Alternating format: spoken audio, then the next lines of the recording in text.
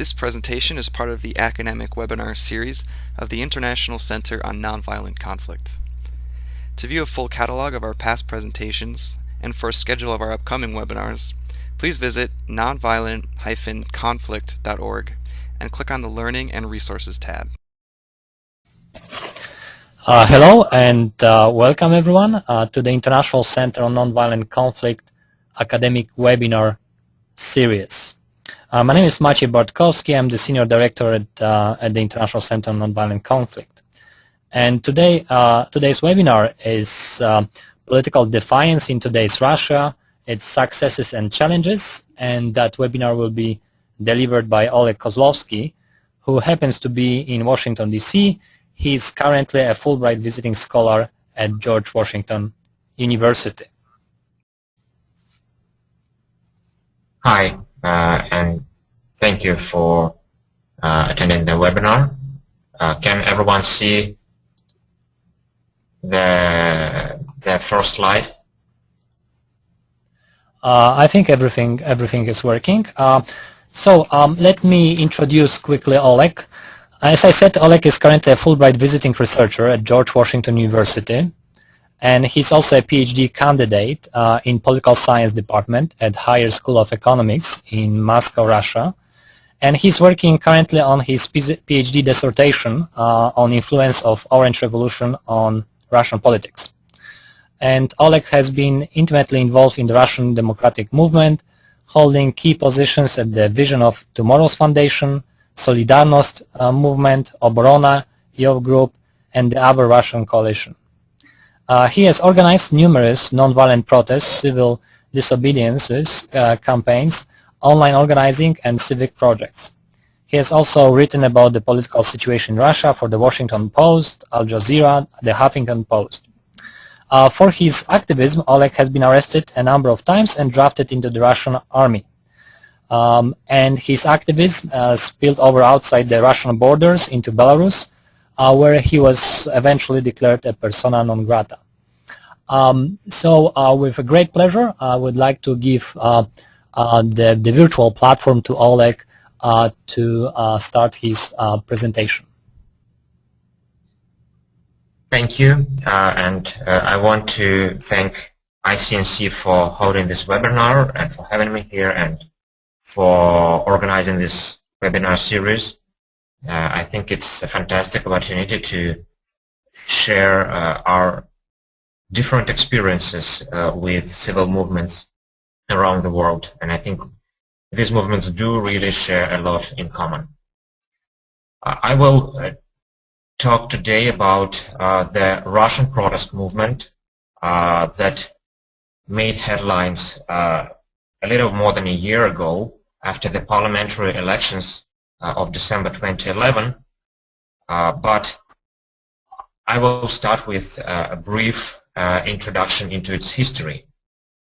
This movement appeared long before 2011. I would say that it came into existence around 2004 because activists reacted to the growing authoritarianism in the country, to the fact that well, actually both liberal opposition parties were not able to make it to the parliament in 2003, and also to the wave of democratic breakthroughs across the region, starting in Serbia, in Georgia, and then in Ukraine, the so-called Orange Revolution.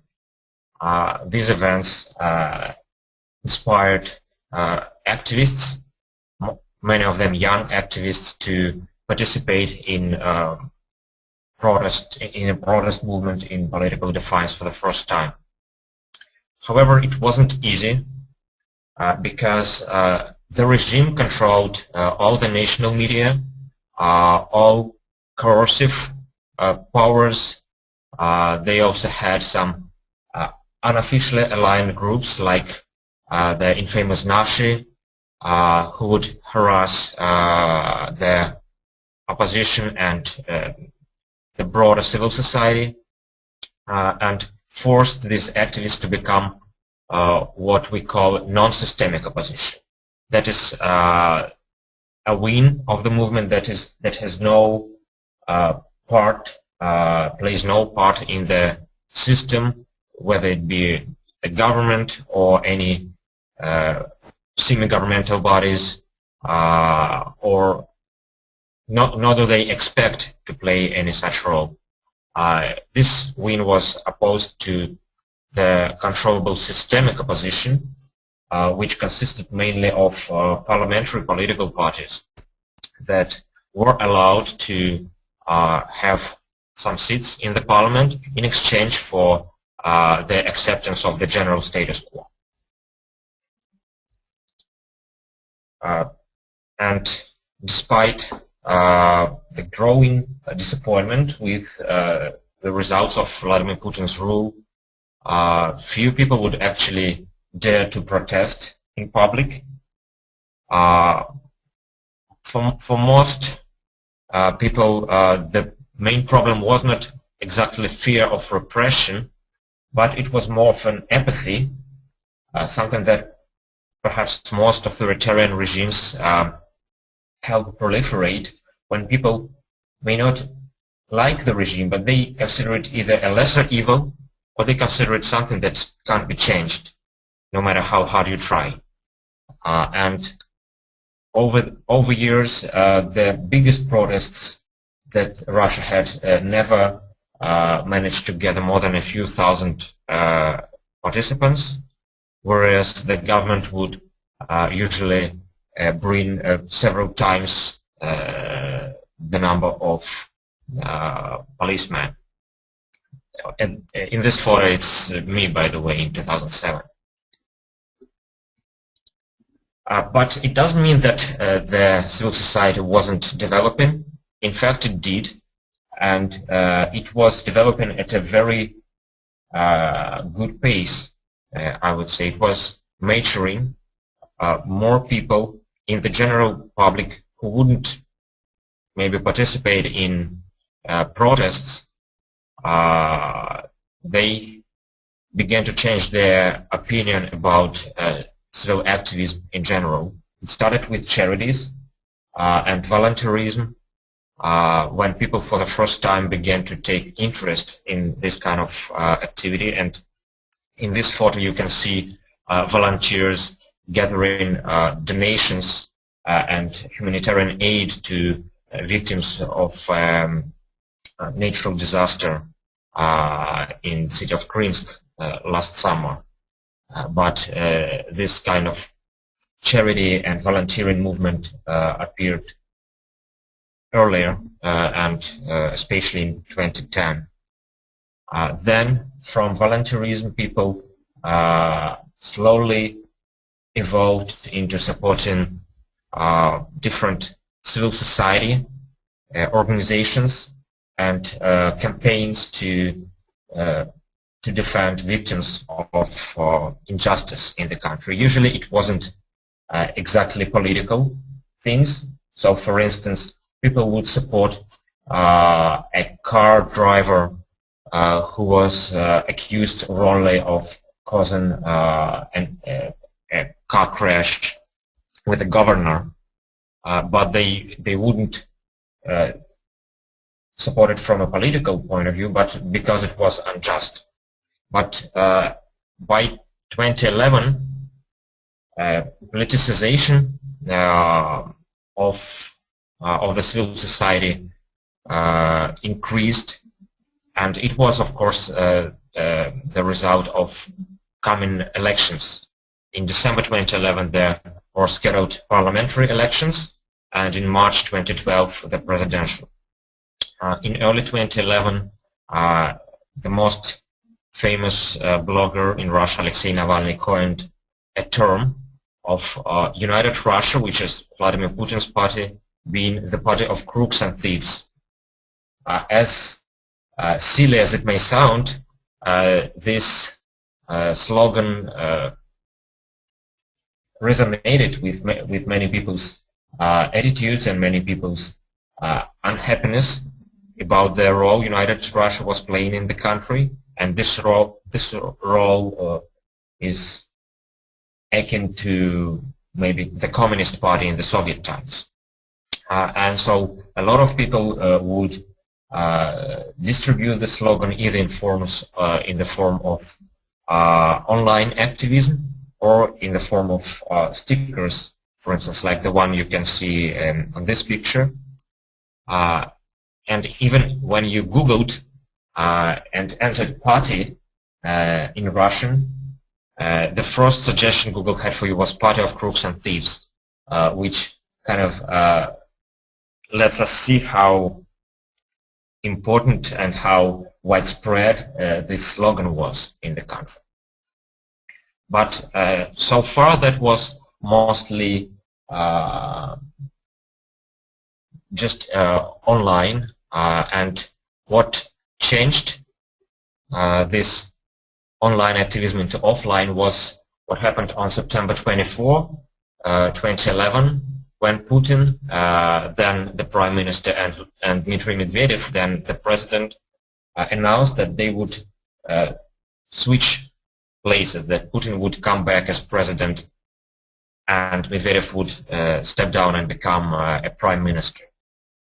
And while this wasn't unexpected, in fact most people had predicted this event, it still played a huge role in people's assessment of the regime, because a lot of people wanted perhaps to fool themselves into thinking that the country was developing into a more mature democracy.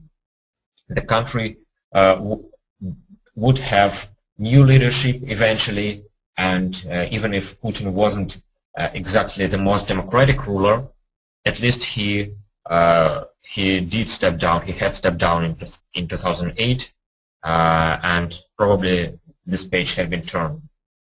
And now Putin claimed that not only was he going to return, but he also said that this had been decided from the very beginning. And it was really a slap in the face for many people who believed that even if they didn't share all the ideals of democracy, at least they thought that they had to be respected. And they saw it as just a kind of betrayal on the government side. What resulted was the growing discontent and growing criticism of Putin that was mostly, again, going on online. But about a week before elections, we saw the first case when this protest mood spread offline, when Vladimir Putin was participating, was actually just watching a wrestling match in Moscow, and then he went to the stage to deliver a short speech. And for the first time in his political career, he was booed instead of cheered.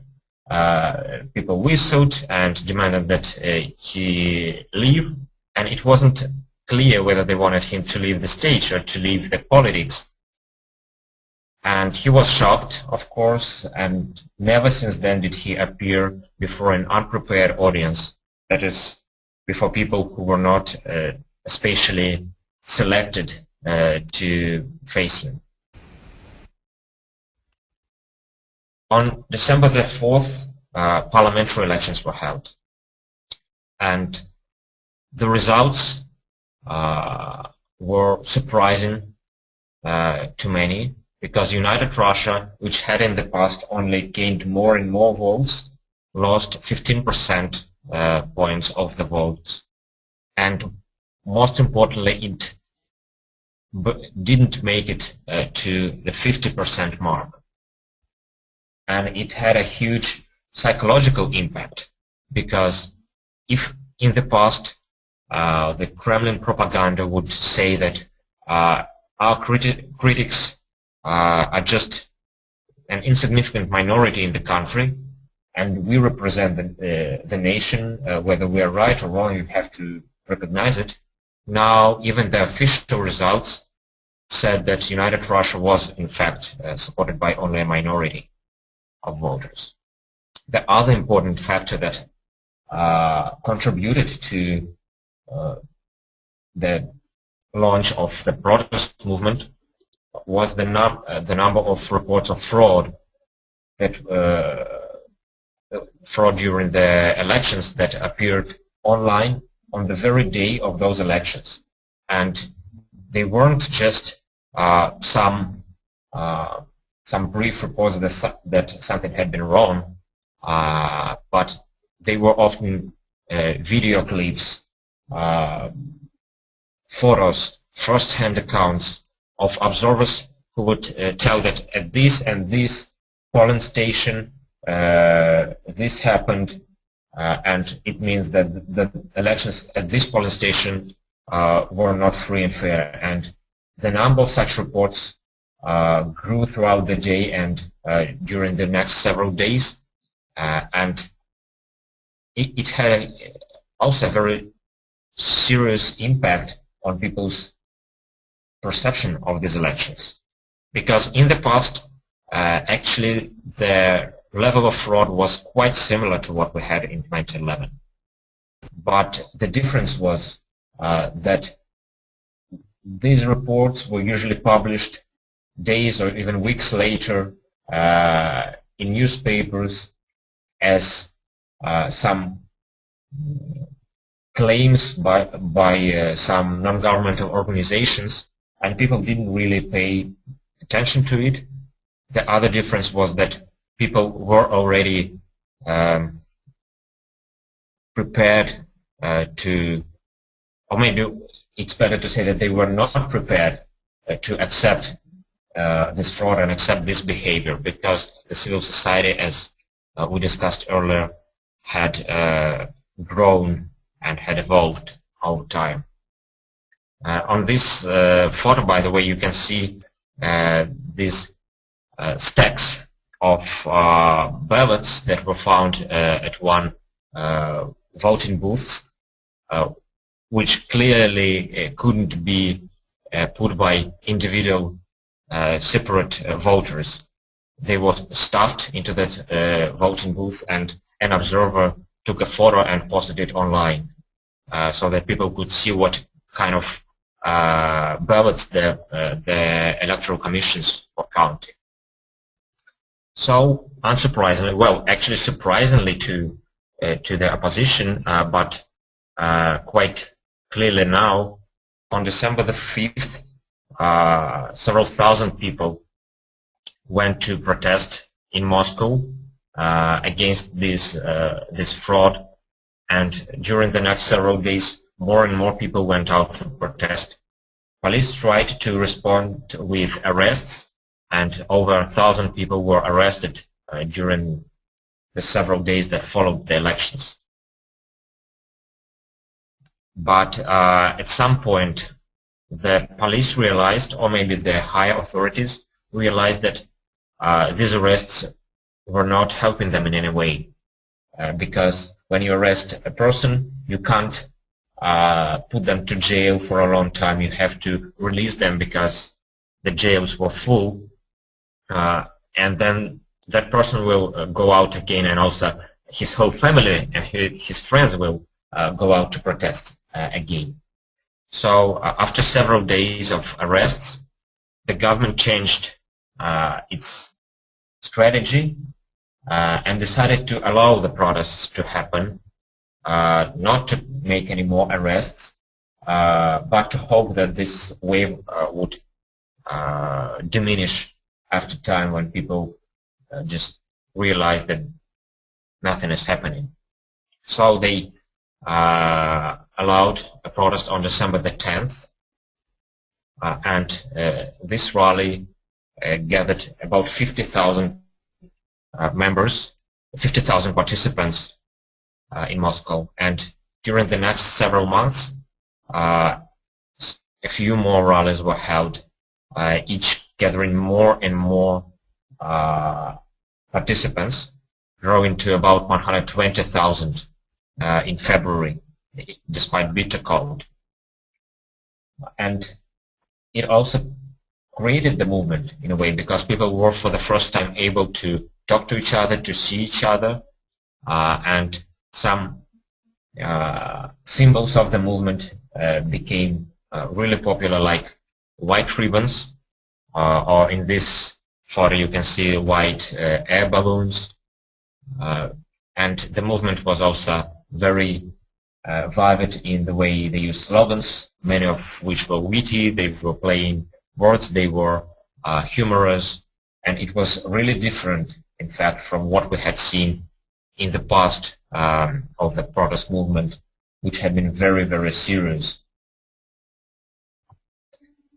Also during this time, which was between parliamentary and presidential elections, for the first time we saw huge crowds of people who wanted to volunteer as election observers.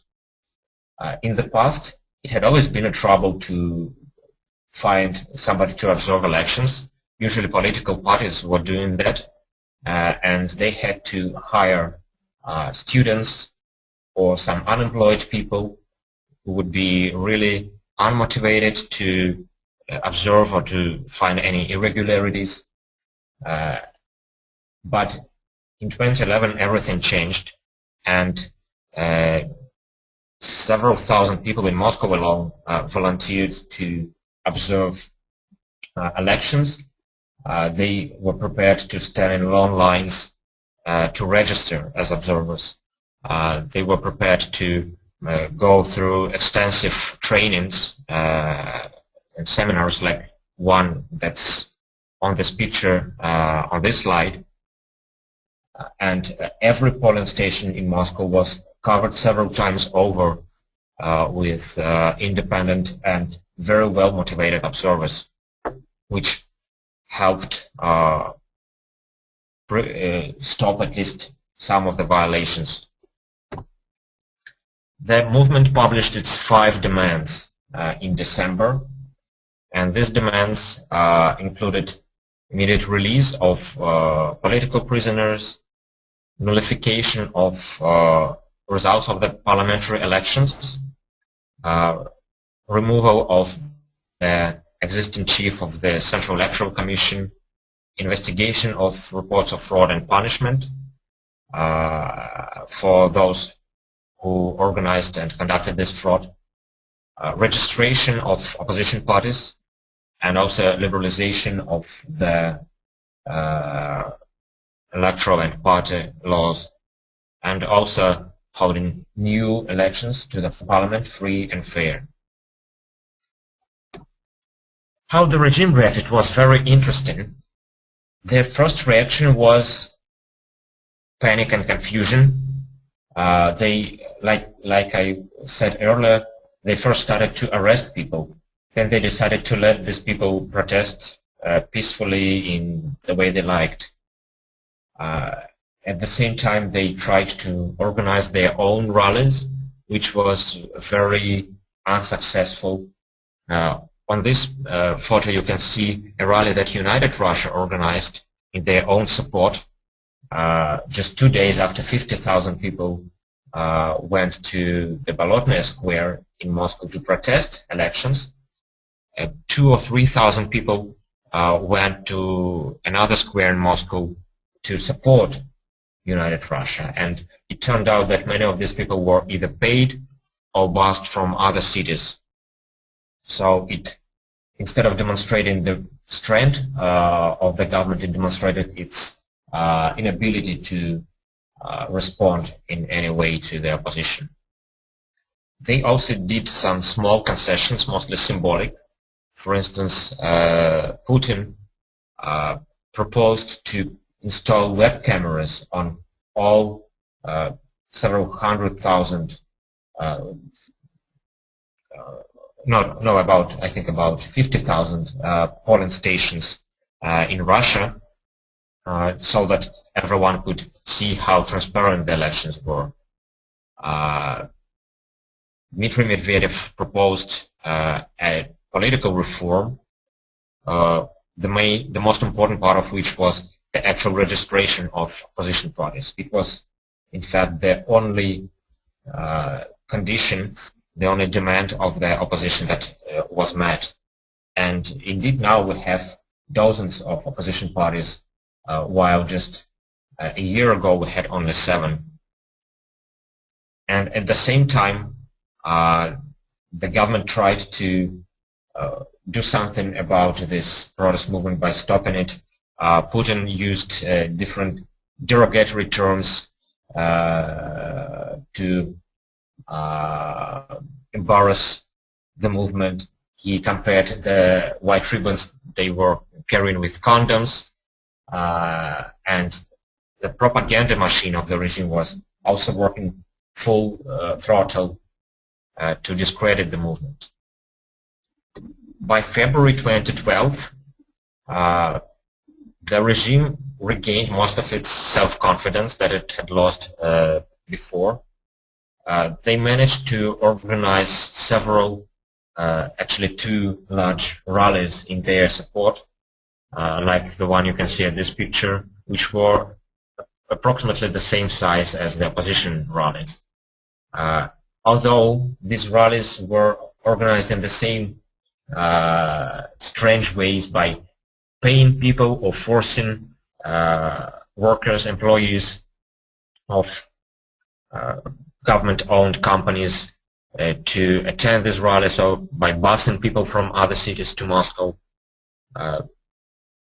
It was well known on the internet the way these protests were organized, but it didn't matter for the regime because they had at last some picture to show on television, which they still controlled, and to demonstrate to the citizens, and maybe most importantly to themselves, that they controlled the situation, that they had the resources, and that they had the guts to fight back against the protesters. So on March the 4th, Putin, by official count, won in the first round of elections.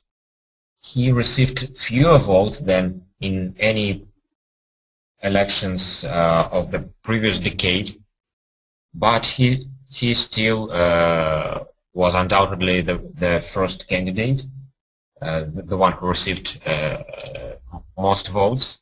It was in part a result of a very sophisticated system of preventing his opponents from running against him. For instance, if you wanted to register as an opposition candidate, not only did you have to compile a huge paperwork providing a huge number of documents proving everything, and even if one document was wrong, you could be invalidated, but you also had to gather 2 million signatures over the 5 weeks. Half of that time was the long New Year holidays. So in reality, the only candidates who could run against Putin were the ones he would allow to run. So there is little surprise that he managed to outdo most of them, and still it created some kind of depression within the protest movement, most importantly because people had, I think, too high expectations of what could happen. They were thinking that since United Russia got less than 50% vote, and since they protested in the streets with such courage and with such optimism, then Putin just had to lose. There was no way he was going to win. And this optimism, unfortunately, wasn't well substantiated. On May 6th, the eve of Inauguration Day, another huge protest was held in Moscow. It started completely peaceful as all the previous rallies. But in the end, as a result of a provocation, some of the protesters started clashing with riot police. More than 600 people were arrested on that day. Dozens of people were injured, badly beaten. and also several policemen were also injured. And this was, to this day, the only case of violence which did exist from the side of protesters, although it was provoked, and it wasn't by any means anything we used to see in some Western countries where people burn cars or smash windows. The only people, well, 90% of people who were injured in this were the protesters themselves who were beaten by the police. And the only property that was damaged were several toilet cabins. However, the government used this incident as a ground for a crackdown on the protest movement. They started what is referred to as Bolotnaya case, named after the Bolotnaya square where these clashes took place. And now, in addition to apathy that was widespread, that had been widespread in the country before this protest movement took off, fear became a weapon that the regime was using.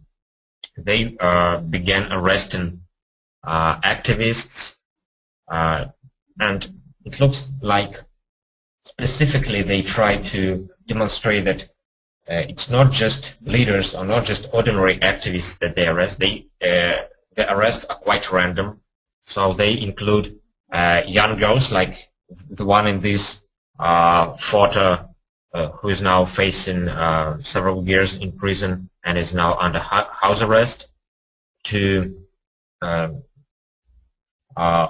older adult men, to some pensioners, some activists who for the first time in their lives attended a protest, to long-time leaders of the movement. So what the regime has been trying to demonstrate is that nobody is safe, and if you attend a protest even once in your life, this may ruin your life forever, because you will go to jail. Now we have almost 20 people who are in preliminary detention because of this case, and there is little doubt that they will be convicted and will have to spend several years in prison for merely attending a protest that they believed would be peaceful.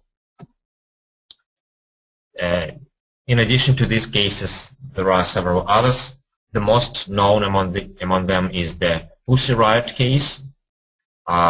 This is a punk rock band, an all-girl band that performed a political song in the Moscow's main church in February 2012. In the song, they criticized the Russian Orthodox Church for supporting Putin's regime and being too political. 3 of the girls were identified and arrested, and 2 of them are now spending 2 years in prison just for actually singing this song. They were charged with hooliganism, which was certainly not the case in their action. Even more people fled the country after this crackdown started. According to some experts who tried to count and estimate the number of political refugees over the last year, about 100 activists left the country, mostly because of the Bolotnaya case, but also because of fear of other sorts of harassment and persecution. And this is a very serious problem. It is effectively a brain drain because some of these activists have been very important and very useful in making this movement start in the first place. In addition to just police measures, some legislative measures were used. The Duma with whose elections the whole movement started, and which lacked legitimacy because of this from the day one, was used as a tool to write and pass new laws, new repressive laws that dealt with almost any sort of civic activism you can think of, from street protests, where they increased fines and increased the number of possible felonies, to independent NGOs, to mainstream media, mass media, and also the internet. They almost on a weekly basis, this parliament is now passing new and new restrictive laws, because it's still controlled by the Kremlin, and they even got a nickname of a mad printer from activists and journalists who see this kind of reckless activity as both useless and senseless, because the laws that they write are very badly written, and also because it's still very dangerous. After the 6th of May, the movement faced a new reality, with Putin back in Kremlin, and with the need to adopt and adapt to this new situation. The problem, one of the problems of the movement had always been the fact that it was very fractured. It had dozens and dozens of small groups, sometimes as small as just a few people, maybe 5 or 10 people would already call themselves an organization or even a movement.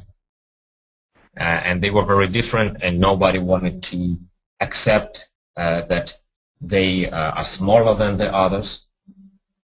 So it was very important to find a way to bring these people together, to coordinate their activities, because otherwise the movement would just fall apart because of different internal struggles. So in October 2012, elections, the first popular elections were held of members of the so-called Coordinating Council of the opposition. These were not official elections. They were organized by some activists who managed to gain support for their project from most opposition groups.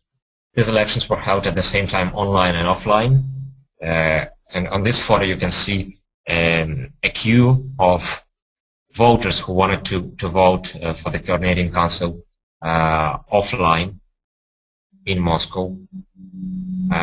These elections were organized in a very interesting way from the technical point of view, but also from a political point of view, because for these 45 seats that were distributed among 209 candidates, 30 seats were reserved for the just general competition, whereas the rest 15 seats were distributed evenly among the 3 main ideological factions of the movement, the liberals, the left-wing, and the right-wing groups,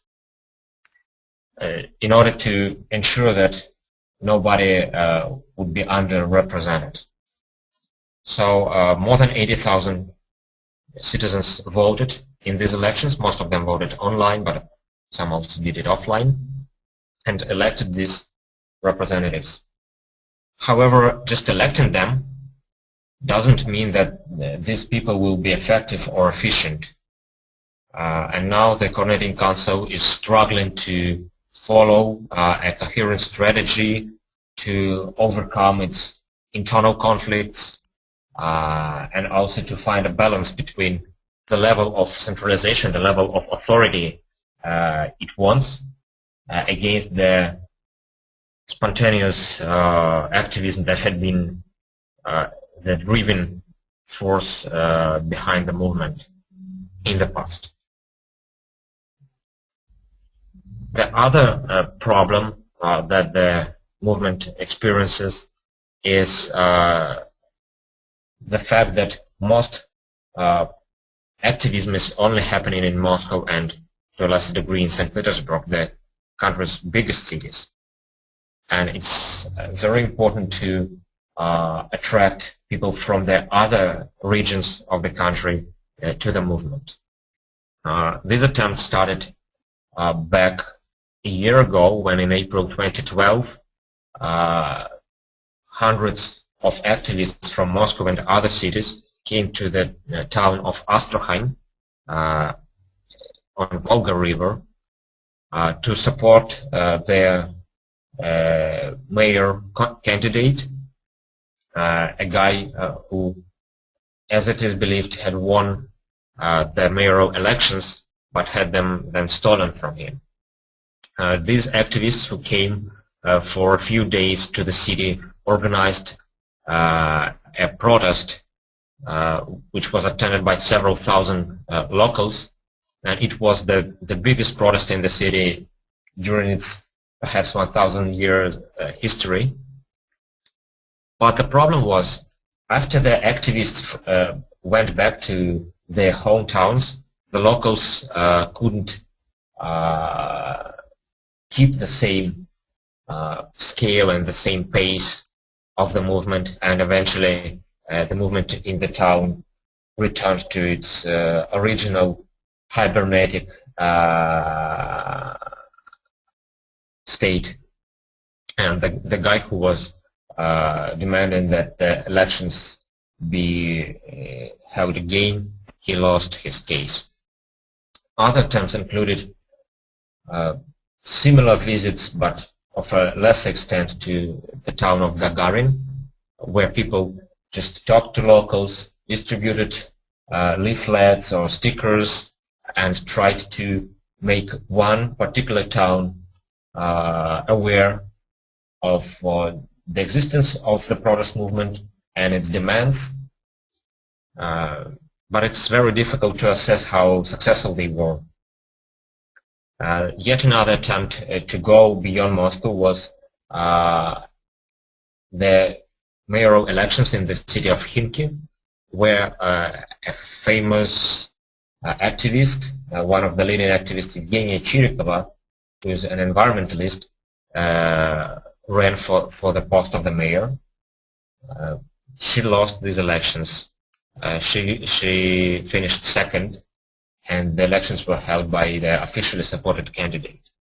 It was perhaps a useful experience, but unfortunately it didn't lead to any real success that the opposition could count.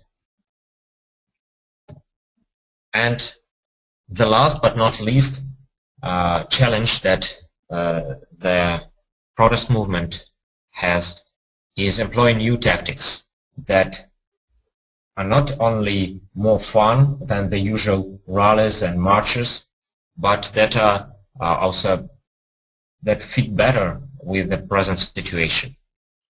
A number of different interesting tactics were used. Not all of them are completely original, but all of them were new at that moment for Russia and for Moscow. For instance, a white circle was a protest organized a week before presidential elections in Moscow, when tens of thousands citizens went to the circular ring, to the circular road in Moscow, and formed a 15-kilometer long live chain, holding each other's hands, like you can see this in this photo.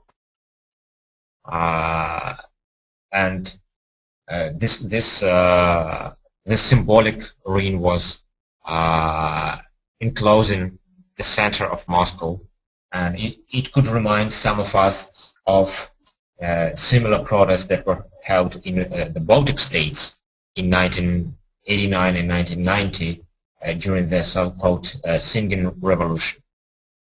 Other protests included auto rallies when car owners would decorate their cars with slogans, with white ribbons, with, well, actually their creativity was unbelievable. They turned their cars into tanks. They turned their cars into well, anything you can think of. There were dozens and dozens different creative ways to decorate your car in a political way to demonstrate your support for the movement. And the government could do nothing about it because you were just driving your car. You weren't participating in a picket or a demonstration. Other protests included White Square, which was in fact a campaign in April 2012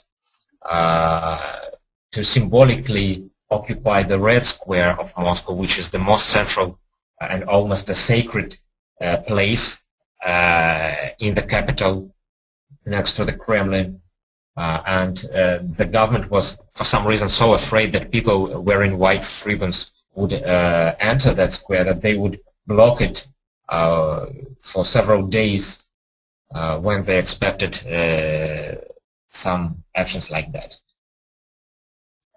And one of the most remembered protests is called Occupy Abai, and you can see a hashtag next to this word because it was in fact a hashtag, and Twitter was used to coordinate that protest. It was named after the Occupy movement in the Northern America and in Western Europe, although it had very different demands, of course.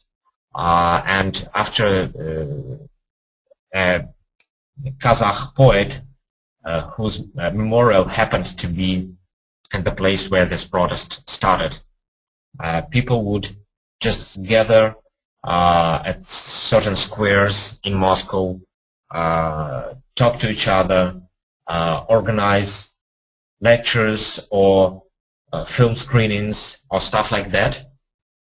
They weren't allowed to put up any tents, but they were still spending days and nights there. It was functioning 24 hours a day, and when the police came to disperse this camp, it just moved to another square and could continue there for several more days. Then the police came to remove them again, and they moved elsewhere. And this camp lasted for several weeks after the Putin's inauguration. And then there was something called the Writers' Stroll, which was a protest organized by several famous Russian writers who also about the same time as Occupy Abai published a statement saying that they didn't believe that it was illegal to wear a white ribbon in Moscow, and indeed people had been arrested for just wearing white ribbons, and so they said that they would walk on a street, on one of the central streets in Moscow, wearing white ribbons, and they were going to check if if the police would allow them or not. And on the day they went to have this walk, they were joined by about 15,000 other Muscovites who went there with them, and nobody was arrested.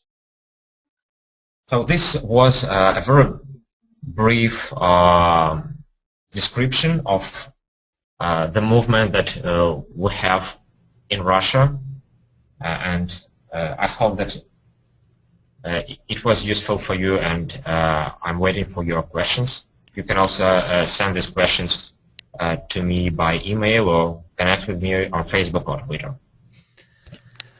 Thank you so much, Oleg, for this very thorough, comprehensive, and engaging presentation. So right now I would like to open the floor for questions. People can type in the questions into the chat box, or they could also raise their hands, and I can call on them to ask that question after unmuting them. And maybe I could start. I was actually very, intrigued again about these apps and flows of the Russian protest movement. And in one moment you use you refer to the issue of the use of humor and the movement that suddenly gained steam because people saw that as being fun. My understanding is that it's no longer the case as such. In other words, the movement established certain fashion, introduced its own symbols, particularly in December and then in the first few months of last year. But then somehow that was slowed down, this kind of fashion, and right now I wonder at which stage the movement is in its evolution. How would you describe that stage that the movement is right now? Is it some kind of hibernation stage, or is still very much awake and is just struggling differently than before?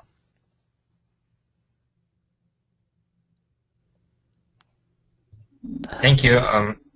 You're right in the sense that the general mood in the movement has changed, and you don't see that many humorous and sophisticated and I don't know, creative slogans in the streets anymore. Things became more serious, one could say, and I think the reason for that, the main reason for that is that changed government's attitude. This crackdown on the opposition, which leaves very little room for humor to people, because they, even if they have a good humorous idea, they may think that it's not appropriate when people are rotting behind bars. And the other thing is, there is unfortunately a growing internal conflict within the movement, which is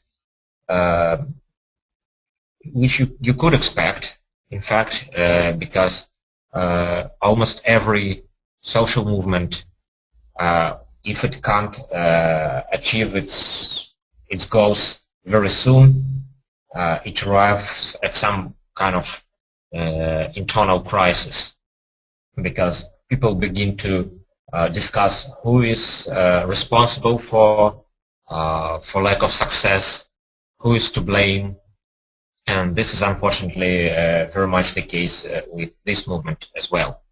It's not catastrophic at this moment. People still do want to participate in the movement, and I wouldn't say that it's in hibernation, because the latest protest that we had in January, well, quite a long time ago, of course, it gathered tens of thousands protesters. It was still really big. Maybe it wasn't as big as the ones we had before presidential elections, but it still can't be compared to what we had in the past. But I would say that we have this crisis, and how the movement faces and how the movement deals with it will determine the future of the movement in general. Thank you, Oleg. So we've got a couple of hands raised at this moment, and right now I would like to call on John Suarez to ask his question. John, you are right now unmuted. Hello? Yes, you are right now unmuted. Please go ahead. Thank you. I was curious, in terms of the May 6th rally that ended in violent clashes, how much of a setback was that for the nonviolent opposition, and how was the movement able to regain its nonviolent discipline following that?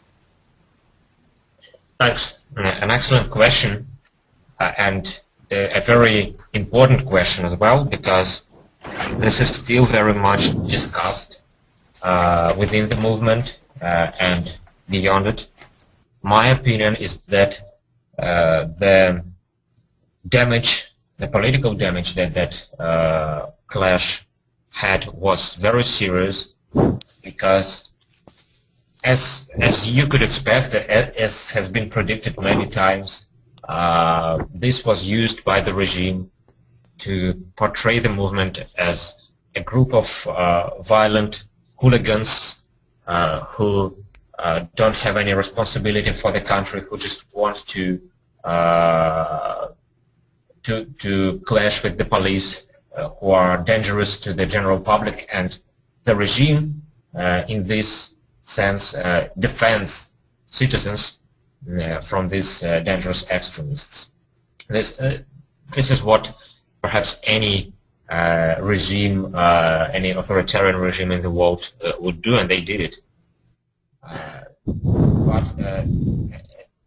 And of course it was also used to explain and to defend all the crackdown that we're experiencing now. As to how the movement managed to regain its nonviolent discipline, here I'm more optimistic or even proud of my compatriots, because the very next day after these clashes that were very emotional, of course, there was an inauguration of Vladimir Putin, but there was no single case of violence against a policeman or anyone else from the protesters who were on the streets of Moscow on that day. They were completely peaceful. They were not hostile, although they could feel bitter after the previous day, but they managed to regain this nonviolent discipline very quickly, and I think this is a good sign. It shows that there is still some hope that the situation won't collapse into some kind of violent, bloody struggle.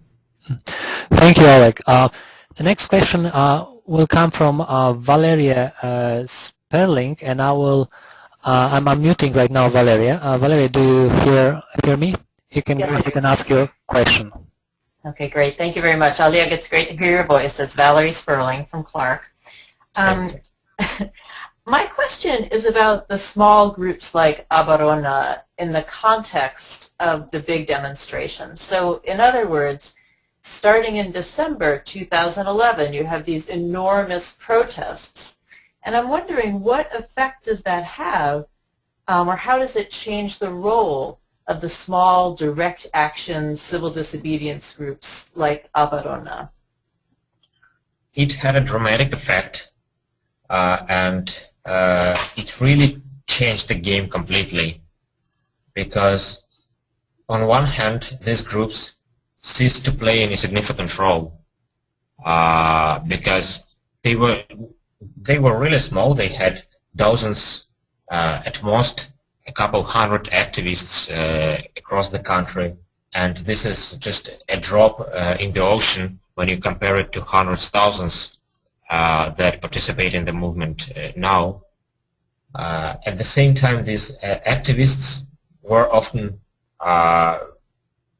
the only ones who had any real experience and any real understanding of how protests work, how they are organized from the technical point of view, how they play in the political system. So this experience was important, but it was used in a very different environment already. And so, for instance, Oborona almost stopped its operations after December 2011, which may sound quite strange, because they had been waiting for this moment to happen, and when it happened, they kind of ceased to exist. But the activists found themselves in new structures, from this coordinating council to various new groups that appeared after December 2011. So I would say that this just changed the whole situation completely, making some older groups obsolete while creating new ones, new groups and movements and organizations that could use, that do use experience of older activists. Great. Thank you, Oleg. We've got a couple of questions that were written down. One of them came from Babatunde Olabode, and he was interested, just to paraphrase what he wrote, how Arab Spring might have influenced the protest movement in Russia, if at all. You started talking about Orange Revolution as having influence that preceded the 2011 developments, and that influence came already in 2004. But were there any impact that were coming from Arab Spring? Thank you. To be sure, the Arab Spring was, of course, a more distant event for Russia, both because, well, it's geographically far, much farther than Ukraine, and also because these are very different countries, very different nations and cultures. But it did play some role. It did encourage some people to protest or to believe that things can be changed, because in some ways the situation in Russia may be closer to what you have in the Middle East than even to what they had in Ukraine, because the regime is now tougher than Kuchma's regime in Ukraine in 2004, and there is the opposition is almost not represented in any government bodies, unlike the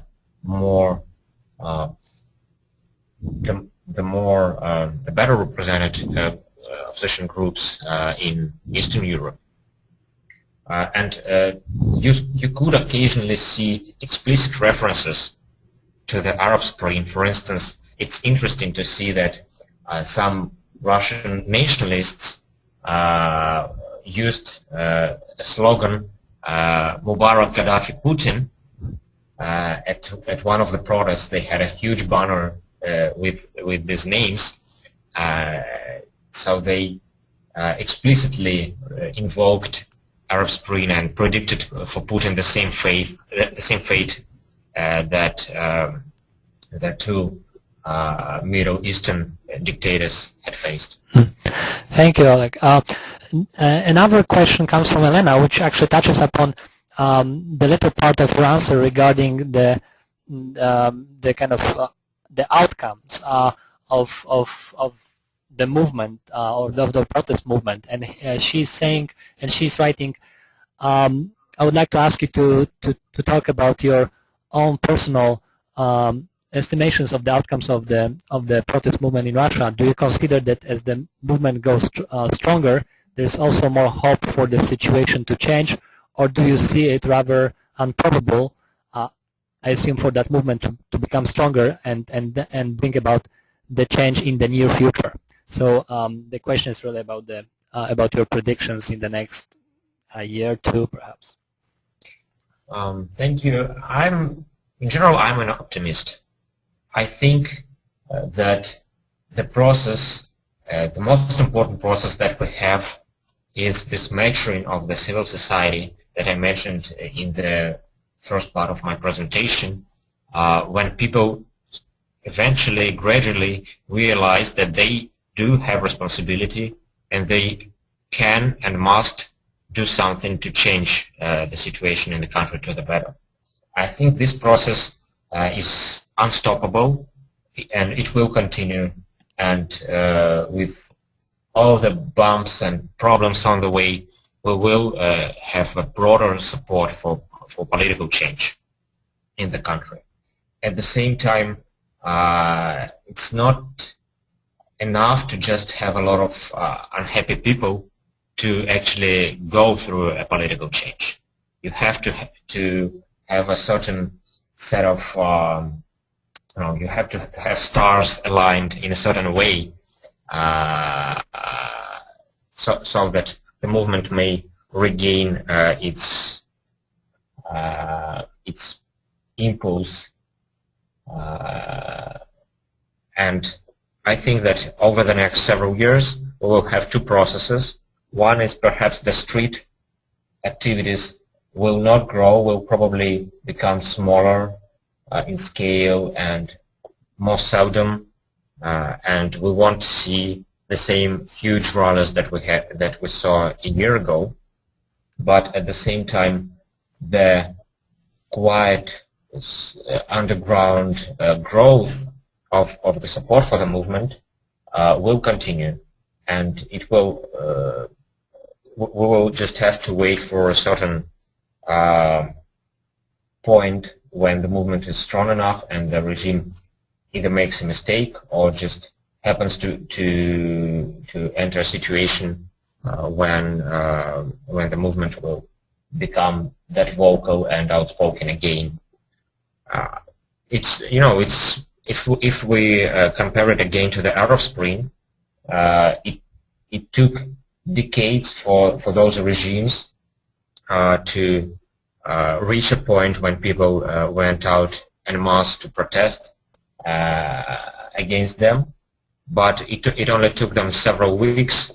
Most of them, I'm not talking about Syria right now, it took them only mere weeks to lose power, although these regimes looked very stable and well established.